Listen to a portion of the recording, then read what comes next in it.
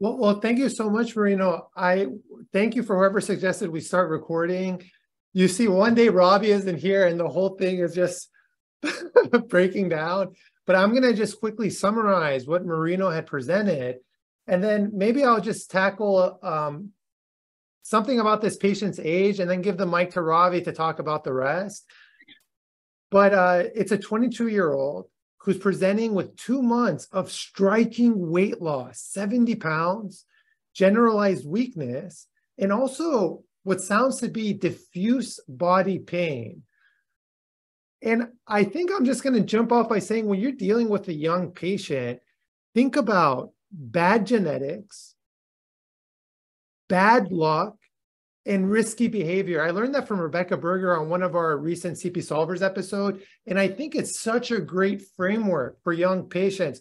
But I would love to hear from Ravi on and we can dance a little bit, Ravi. There's a lot of info here, but whatever you want to tackle, and then happy to tackle something else or just wait for more case details. Yeah, I'm also concerned. I just love that approach. I'm very concerned that a young person, it could be a multitude of different things, but early on, I'm kind of going to be frugal in investing time into this complaint. But Reza, this is like a whole multitude of different complaints. But what really strikes out, like Marino saying weight loss here. So I'm kind of going to elaborate a bit on this weight loss. And what was interesting, that there was a recent NAGM case where they did describe unintentional weight loss. So breaking it down, first of all, is this a patient that has poor access to nutrition? So malnutrition comes into play. So you have to start thinking, in a young patient, could there be like anorexia, bulimia, body dysmorphic disorder, sort of venturing into psychiatric issues, dementia, abuse, things like that. Then you have to then invest time maybe in the GI tract as well. So is there something going on? I'm wondering if Marino will start exploring the domain of the gastroenterological disorders. So is this a pancreatic issue? Is this a small bowel issue? Is it a large bowel issue? Is this like IBS or something? But again, we're going to be we're not going to invest a lot of time right now because I'm sure there's going to be a lot of data as well. And then you're going to have a hypermetabolic or catabolic state where you're going to have inflammation, possibly as Ravi's schema greatly goes into, is this an inflammatory state or a non-inflammatory state? But I'll pass it back to you. Ravi, I think that's so great. Like young, thinking of like potential mental health disorders. I'll make one more comment before I ask for more data from our dear Marino. And that's this diffuse body pain. Very hard to know what to do with that. But when I think of diffuse body pain, I literally think of what tissues might be affected that can cause diffuse pain. And that includes the musculoskeletal system. It includes the vessels, because they're everywhere, and it includes the nerves. So it will be very interesting when we get to the exam to examine the skin and soft tissue, the nerves, and maybe imaging will lead to some form of skeletal deformities. But that's what I'm really curious about. So Marino, why don't you give us some more data, and then Ravi got the second aliquot. Okay, amazing discussion so far. So for the past medical history, this patient had morbid obesity and got a gastric sleeve surgery 3 months ago. So he doesn't take any medication, doesn't report any allergies. For family history, significant for his mother with fibromyalgia and hypothyroidism, and he has never smoked, has never used alcohol, and has never used any illicit drug. So that's it for the second aliquot. I think Marino's given us a few clues there. So this patient was doing well up until having this gastric sleeve surgery. So I think we might need to invest some time and explore that domain there. So what could gastric sleeve surgery do? It can explain the weight loss. So that's what it's designed to do. But I would kind of wonder if this is an excessive amount of weight loss. So we can't just anchor on this and just use this to explain this. So could there have been something triggered by this? Could there have been a complication of this surgery, like an infection causing inflammation and weight loss as well? And then you have to start wondering about all the different malnutrition states. So especially what Reza had mentioned, this pain, this hyperalgesia, this state, again, is it different tissues, or could there also be a nervous system disorder here? And with the geographically vast location of pain that you sort of described here, could this be directed rather than a peripheral nervous system is a central nervous system disorder here? So you can't happen but wonder spinal cord and then also CNS. But at this point, I'm gonna sort of weigh into that if you do give us or elaborate on the neurological exam, if there is some signal there for us to dwell on. Back to you, Reza. I love that. Thank you so much, Ravi. And I appreciate Marino not giving us the past medical history initially, because it gave us a chance to, talk about weight loss and our approach to that. It's making us better diagnosticians. What I'm going to do very momentarily, this is literally what I would do if I was taking care of this patient in the hospital. I just Googled gastric sleeve. There's so many different types of gastric procedures, from Roux-en-Y to the gastric sleeve. There's so many. So just like getting a visualization of what that looks like. And I think you can all see it right here. Noting that there isn't like much anatomical change in like connecting duodenum or removing it from the pancreas. So I just show that right there. And the reason I do that is I just want a good visualization. And I will literally go and Google, like, what are complications of gastric sleeve, specifically focus on nutritional deficiencies that may lead to nerve pain that can manifest as whole body pain. Because I know I don't take care of enough patients like this, Ravi, with gastric sleeves. So I have to be cognizant of that. And then I have to be very systematic in my approach, understanding that this is likely related in some way to that, probably, and knowing what complications actually exist. But Marino, why don't we get some more data? Okay, so now let's go with the physical exam of this patient. So temperature was 36.5. His heart rate was 50 and was monitored. His respiratory rate was 20, and his blood pressure was 105/70 with a saturation of oxygen of 96%. So generally, the patient didn't look in any acute distress, and he's also a young African male. So for his heart examination, he was bradycardic, nothing else to remark over there. For musculoskeletal system, he didn't have any obvious deformity. He showed limited range of motion due to pain, and the pain was elicited mainly on passive motion. Extremities, nothing remarkable. Skin, nothing remarkable. And for the neuro exam, he had bilateral upper extremity strength, 4 out of 5 in both proximal muscle groups. Bilateral lower extremity strength, 4 out of 5. Sensation was intact. He also showed hypoactive reflexes, tenderness to palpation diffusely in muscles and bones. And for his psychiatric, he kind of looks something like a flat affect and looks a little bit depressed too, but just like the main picture. No psychiatric history was taken for him.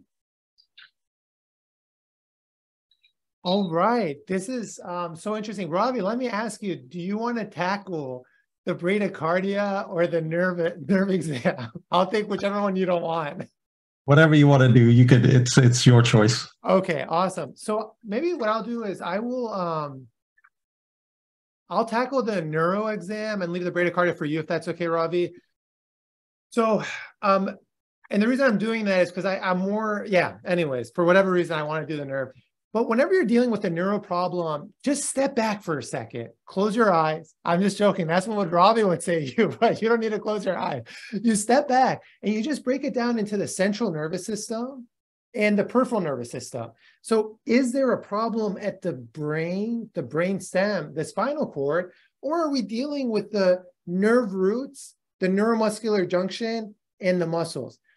Right away with the hypoactive reflexes, which are very important in cluing us in to a peripheral process, because usually with the central process, you have hyperreflexia.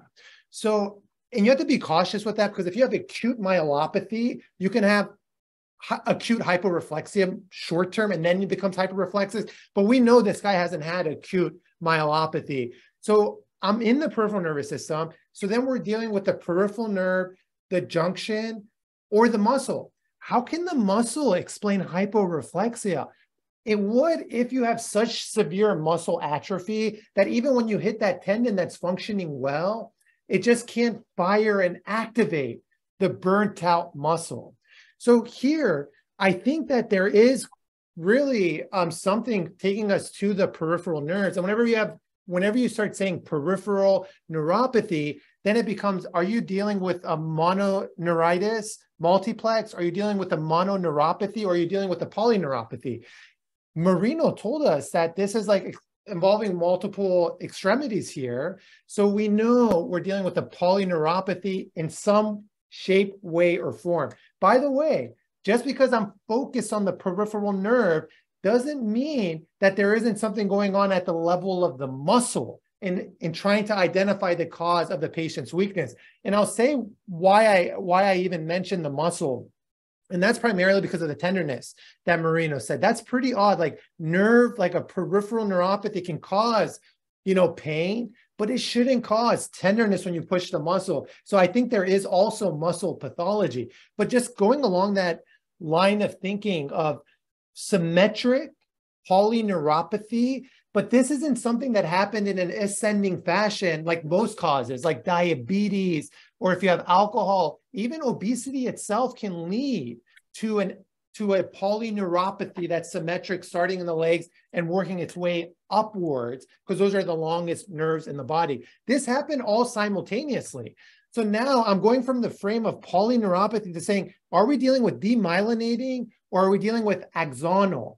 Usually when you have arms and legs happening together, it prioritizes a demyelinating, though the history prioritizes an axonal neuropathy, thinking of toxic metabolic, particularly nutritional deficiencies, which many people listed in the chat, of stuff like vitamin B12, cobalamin.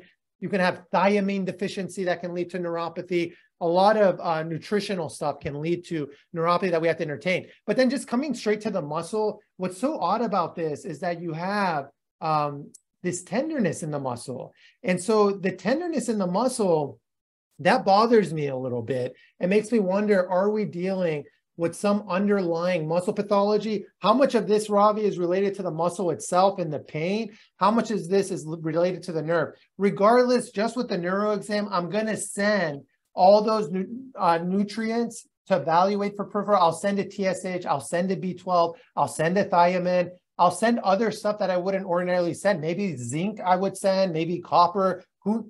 These are the stuff I would send. And with regard to the muscle, what that does for me is I want a CK, and I may want to get imaging of the muscle, like an ultrasound, to see if there's muscle edema. But I'm all in the peripheral nervous system, overlap between some kind of peripheral neuropathy, the muscle, demyelinating by history, but axonal by history, if that makes sense. And then to you, Ravi, to comment on the bradycardia or whatever else you want to comment on. Sure. Now I know why you wanted to tackle the neurological exam. You did an awesome, top-notch job on that. So yeah, I'm trying to, while you were talking, I was trying to relate the bradycardia. So how am I going to combine both of these? So maybe they're two distinct asynchronous events. And in a young person, it's not uncommon to have bradycardia or relative bradycardia. You have athletes. Maybe this person's an athlete and my resting heart rate's like 55. So some people say that's bradycardia, but that's normal. No, although I don't run marathons or anything like that. But so that could be the most basic explanation for this. But then we always tend to bring up on VMR Faggot sign. So if there's one of those diseases where you have, or infections where you have relative bradycardia, but although I'm not getting the sense here, but I'm all in on the description or what you had gone into regarding the nervous system, and I'm trying to relate. So when you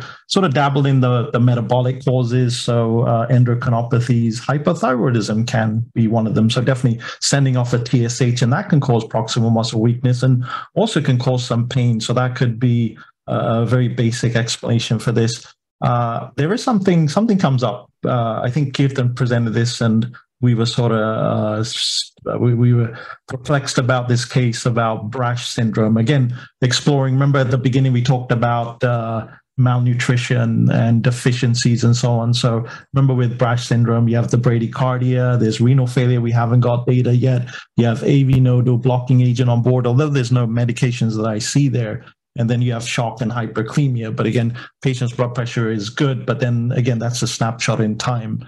So a few things to think about. Then electrolytes, we're going to explore that in the lab. So hyperkalemia, hypermagnesemia could also manifest with bradycardia. And then there was a mnemonic for bradycardia, BRADI, that I've used in the past. So BRASH, and then hyperkalemia, R, reduced oxygen or glucose or hypothermia, A, CNS disorder, increased intracranial pressure, D, drugs, and I could be infections, so, or increased ICP. So at this point, I think it's just this patient's intrinsic normal heart rate, and I don't think there's anything related to the peripheral nervous system that Reza had explored. So back to you, Marino. Amazing. So now I'm going to give you some basic labs. So for the CBC with differential, it was completely normal for this patient. The CMP was also normal. He had a negative UTATS. TSH was 1.13. ESR was 4. CRP less than 8. HIV negative. COVID-19 negative. Cortisol at 8 a.m. in the morning was 1.5. His CK was 503. His urinalysis with microscopy showed only trace ketones. He got a CT of chest, abdomen, and pelvis. It was normal. MRI of the brain showed no anatomic intracranial abnormality. And MRI of the cervical spine with and without contrast didn't show any evidence of myelopathy. So I'll stop there. Actually, Reza, we got some really good data here to sort through. Are you off to your appointment? Yeah. I see him running. No, I'm so excited. And I think it's such a great case. And just to verify, Marino, that cortisol is very, very low. Is that correct? I think it was a little bit low, yes. Just a little bit. What's the note? So in your lab, that's not strikingly low? I need to look for it, actually. So while I am confirming, so keep going. I don't have the exact value of the labs. Yeah, I think that cortisol in our labs will be extremely low. So less than 3 is definitely adrenal insufficiency with the early morning cortisol level. But I'm not sure in your units if that's normal or not. But then also looking at the TSH here, that also is low. So and then the ESR and CRP. Yeah. Go ahead. The cortisol is low, yes. Oh, so thinking about systemic processes, adrenal insufficiency here. So when you think about cortisol and you get the early morning, if it's less than 4, that sort of gives you the diagnosis that there's something going on in the adrenal gland. If it's between 5 to 15, there could be, so you may do a cosintropin test. And if it's greater than like 15 to 18, in some hospitals, 15, 18, then your adrenal gland is fine. But this is extremely low. So then you have to worry about adrenal insufficiency. And then is the thyroid, just looking at the TSH, is that normal for you or is it abnormal? That's normal for us. Okay, that's normal. Okay, so yeah, here it would be abnormal as well, but we're not looking at a polyglandular syndrome here. So I would go all in on the thyroid, and with adrenal insufficiency, I would look for other things though. At least I know Reza does always talk about hyponatremia, hyperkalemia. NAGMA tends to be a signal for adrenal insufficiency. The patient can also have a multitude of different manifestations of adrenal insufficiency, from syncope, orthostasis, nausea, vomiting, nonspecific abdominal pain, which we kind of don't have here, but this definitely is something abnormal. Now, I'm wondering if it's just traveling with it or something else is bubbling under the surface that we need to sort of look further at, or is this really what is causing this patient's presentation? With the manifestations of muscle pain and this muscle weakness, yes, it can explain that with electrolyte abnormalities, but the pain, the muscle pain, I don't think is a part of this. But I'm not sure if Rez is still on. Yes, Robbie, Oh, I you're there. am. Okay. I think that's yeah, I'm still here. So that so we confirmed that cortisol is very low, and I agree with everything you said. And if that's the same reference that we use in our labs, then we've diagnosed adrenal insufficiency. And then the question becomes, are we dealing with primary adrenal insufficiency, or are we dealing with central adrenal insufficiency? And that's why when the suspicion is high, you end up sending both the AM cortisol and the ACTH, because in primary adrenal insufficiency, where it's the gland itself, then you see a very high ACTH because it's trying to stimulate that gland to produce cortisol. But something that we learned from Tiago, Robbie, is that with primary adrenal insufficiency, they almost always have some degree of hyponatremia, meaning it's very odd not to have some degree of hyponatremia from the deficiency of the mineralocorticoids, in addition to the cortisol, when you're dealing with the whole adrenal gland. Did this patient have some hyponatremia? No. He didn't. Okay, perfect. So Marino, can you just tell us this really quickly? For your lab, was the cortisol, was it very, very low, or just not that low? It was very low. Yeah. It was really low. Okay, perfect. So next steps, Robbie, I think we need to make progress on the adrenal insufficiency, but this doesn't mean he can't have a nutritional deficiency as well, causing a neuropathy. So what I would do next is I would send the ACTH. I would do the peripheral field test just to make sure there isn't some bitemporal hemianopsia that could be explained by a pituitary cellular mass causing compression of the optic nerve. And then, and then we go from there. So once we confirm if it's the adrenal gland or the pituitary, we can do our next series of evaluation and send some nutrients too, along with that. Do you agree, Ravi? Absolutely. Back to you, Marino. Okay, so the team decided to repeat the AM cortisol because the patient didn't show any electrolyte evidence of it, so it came back normal.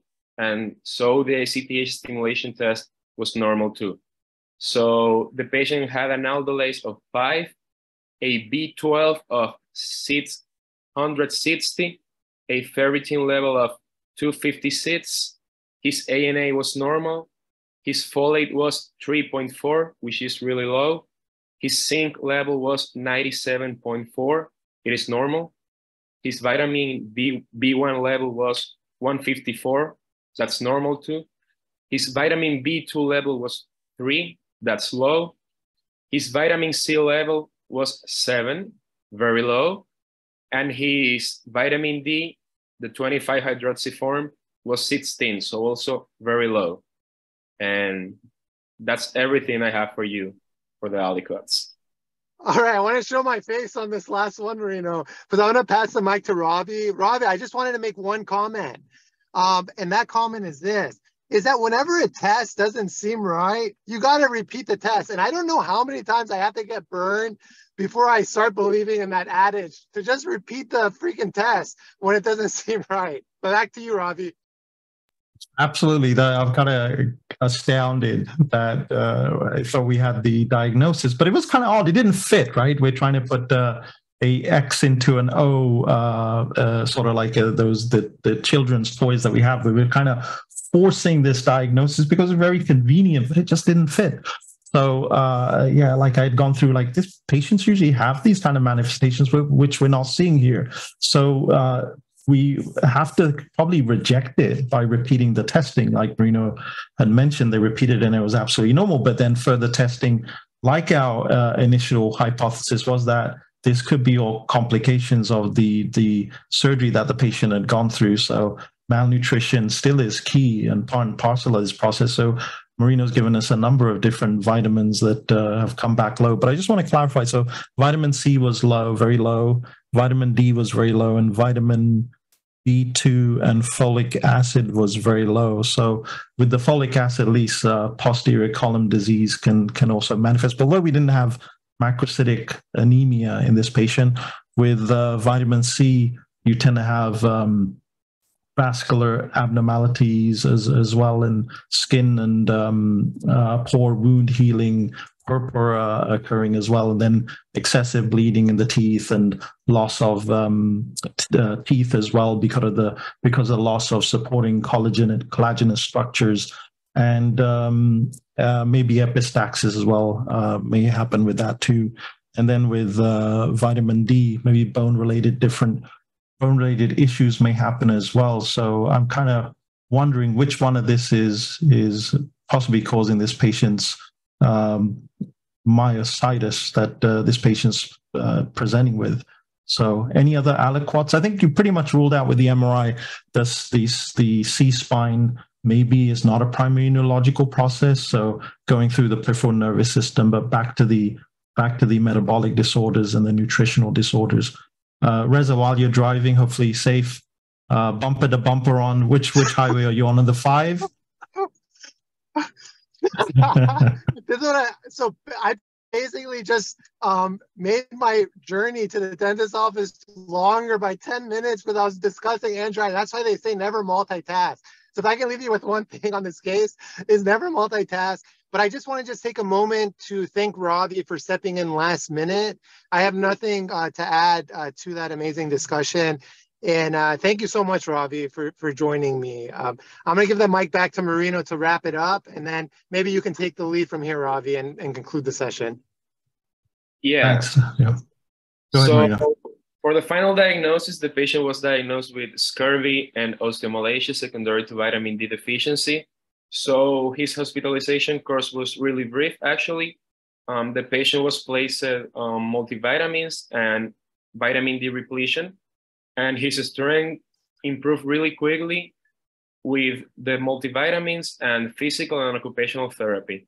So the team decided to educate this patient on the importance to take his multivitamins and to follow up with his bariatric surgeon.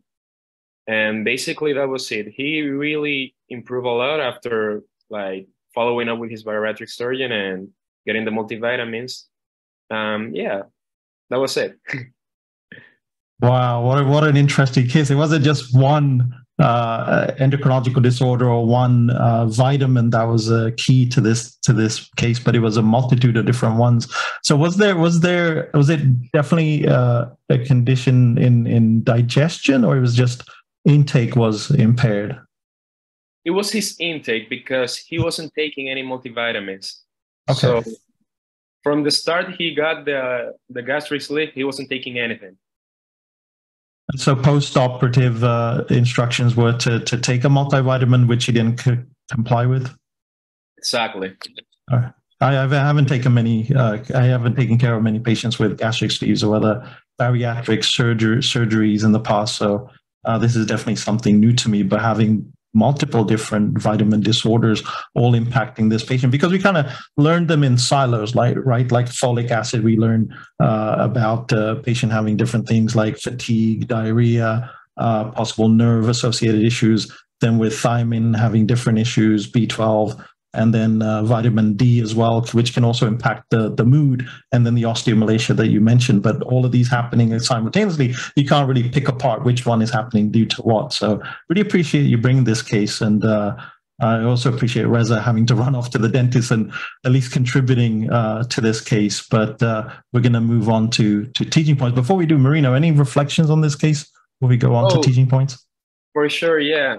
I mean, when this case was presented to me at first, I was like, oh, I was the same like you, like this patient has massive weight loss, and I just focused myself on the weight loss. And actually, when we start to look things from the more simple things to the most complex things, we kind of make sure that we don't miss anything. So in this case, it was really evident that the weight loss was explained by the gastric sleeve surgery. So if you don't ask about that, maybe you can miss that detail and fixate all your thoughts on other diagnoses and miss the real picture. And also with the labs, if you see a lab test and it doesn't look right, don't be afraid to repeat it. Maybe you can find the real answer over there. Absolutely. Like you mentioned that the patient just having this, something happened to the patient. It's a young patient underwent this procedure. You have to then go in quite a bit onto this procedure and its ramifications and complications that you can have. So I think your complaint directed questioning should be directed at that initially before exploring all the other causes like infections or inflammation or things like that. All right, we'll go on to teaching points by our fabulous Sarah. Over to you. Thanks so much, Marino, for this case presentation. It was really inspiring to hear the discussion. So for my teaching points today, I broke it up into history, exam, and labs. So the history of this patient was very interesting, a very young patient who had a recent surgery. So for our approach to a young patient, we always consider bad genetics, bad luck, and risky behaviors. This patient also presented with massive weight loss in the setting of this gastric sleeve surgery. For the differential for massive weight loss, this would include malnutrition due to psych or GI causes, hypermetabolic causes due to inflammation. And it's also important to notice that nutritional deficiencies can also contribute to the presentation, even if it's not causing the massive weight loss itself.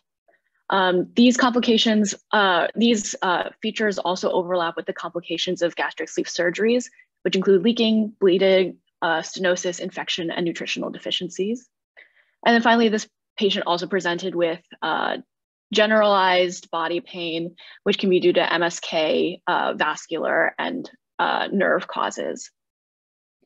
When we went to our exam, the two most notable findings were the neuroexam and bradycardia. The neuroexam was notable for hyporeflexia, which points us to the peripheral nervous system, where we had signals for peripheral nerve dysfunction and muscle dysfunction due to the tenderness to palpation. So this patient presented with a symmetric polyneuropathy, which per the history is more likely to be an axonal neuropathy due to toxic metabolic causes versus a demyelinating neuropathy.